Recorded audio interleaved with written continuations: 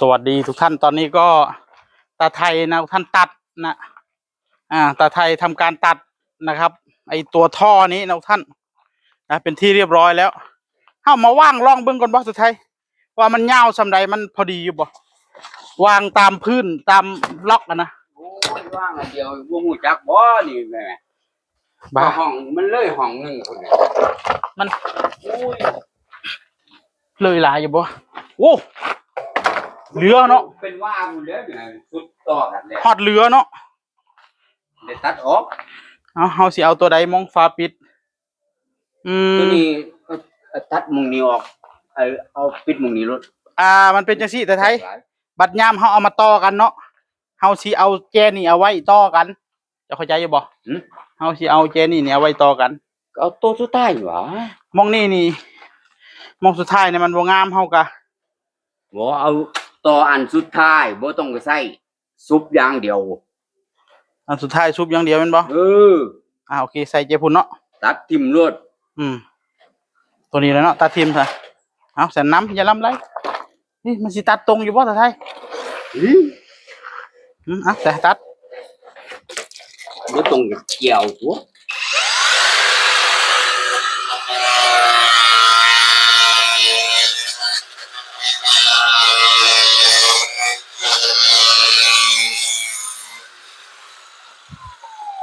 ฝาปิดที่เราจะทำนะท่านเราจะให้น้ำมันไหลข้างเดียวนี่ฝาปิดเฮาสิเฮ็ดปกติมันต้องซื้อนะแต่เราไม่ซื้อเราดัดแปลงเอาดัดแปลงเอาพี่น้องเอ้ยฝาปิดเฮ็ดกันแบบง่ายๆ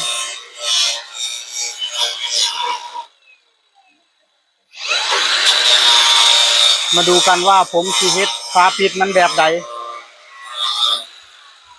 ได้อยู่บ่ไอ้เนาะปิดเจนี่เนาะเจมันเรียบนี่เนาะปิดเจนี่เอาหมุนพาจ้ะพา40ติพับเลยตัวใดเนี่ยนี่บ่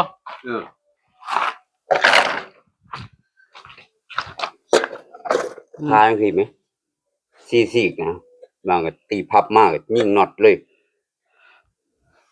เดี๋ยวขึ้นก่อนเฮาไปใส่มองแจพุ่นเฮาก็ใส่สอดข้างข้างๆนี่ตัวเฮาก็จะบ่ต้องไปอันนั้นตัวหรือว่าเฮาสิพานี่นำบ่นี่นะพานี่ให้มันพับลงได้เข้าใจบ่พา40แหมเข้าใจอยู่ยิ่งน็อตเฮายิงแบบนี้ก็ได้น็อตยิงแบบนี้ก็ได้ยิงข้างๆนี่เอาข้างมันก็ได้ทั้งนี้มันใหญ่กว่าลูกเอาสว่านมาใส่สว่าน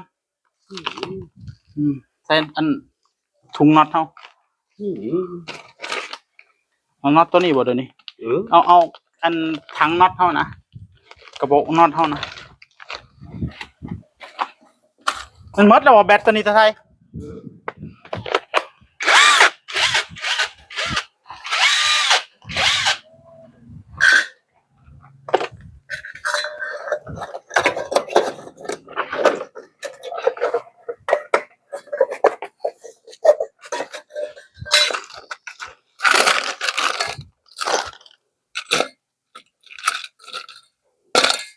นี่ตัวสัตว์บ่เอาตัวที่เกี่ยวแบบนี้บ่เกี่ยวแบบนี้ตัวใดก็ได้เฮ้ยเปียง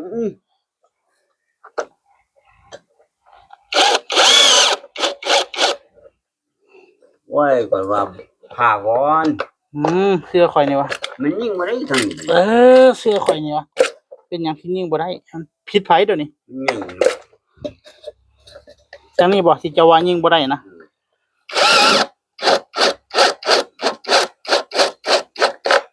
อันนี้คือยิ่งได้ซะเสียวจังไดบัดนี้ทางใดยิ่งบ่ได้ข่อยสิยิ่งให้เจ้าเบิ่ง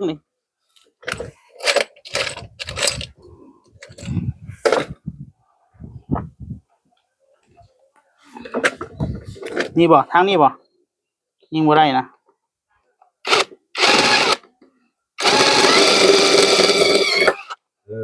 ทางนี้ยิ่งบ่ได้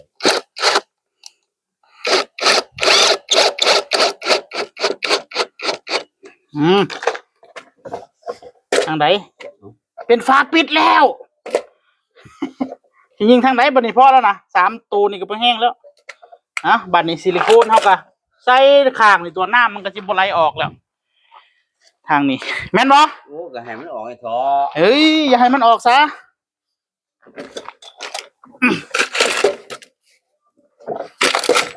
เป็นเท่าไหร่นี่ เข้าใส่ก็ยิ่งให้มันเต็มไปแล้ว นี่เห็นบ่เอายาจากทางในพุ่นโหลด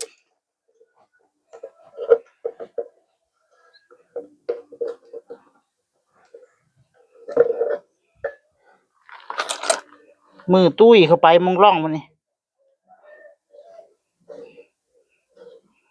น่ะจ้างกับบ่ไหลซีนฮอดทางในนี่แล้วบัดนี้มือเจ้าน้อยบ่จกเข้าไปบ่ดู บ่ถึงเลยเอาดิช้อนมาบ่ดู โอ้ยมันเลอะยามใส่งานน่ะหลอดมันเด้หลอดปิดมันน่ะ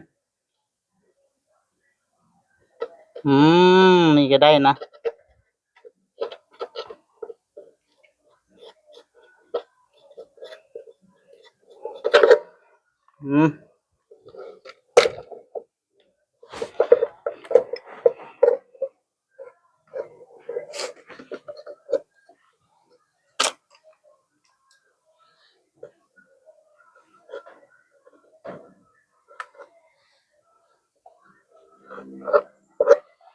เช็คมึงดู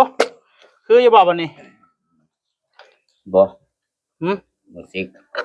บ่เช็คบ่ ยิ่ง ยังอีกบ่นี่สั่งมันนะ มันบ่เปลืองหลายปานใดดอกน็อตน่ะ บ่ต้นนี้นี่เฮ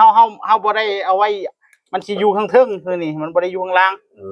นี่สั่งมันสิยิงอีกบ่ เดี๋ยวมันสิผุ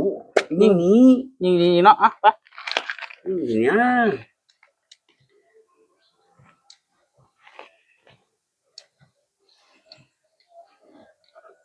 เต็มไปเลย จับแน่นะ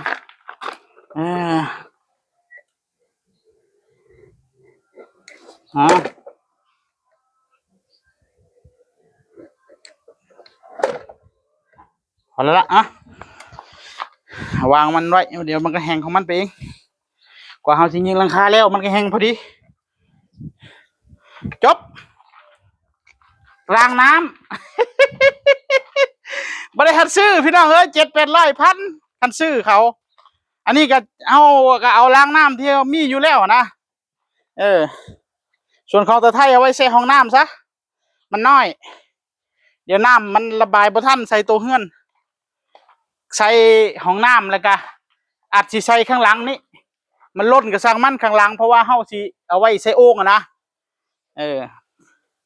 กับห้องน้ำมันคือสิบ่ล้นดอกตัวนี้ใส่ก็ได้นี่เอาบ่ต้องเฮ็ดแบบนี้เอาเสียงเอาเสียงถ้าเจ้าเสียงเอาเสียต่อให้แห้งซำใดมันก็ไหลทันจะว่านะ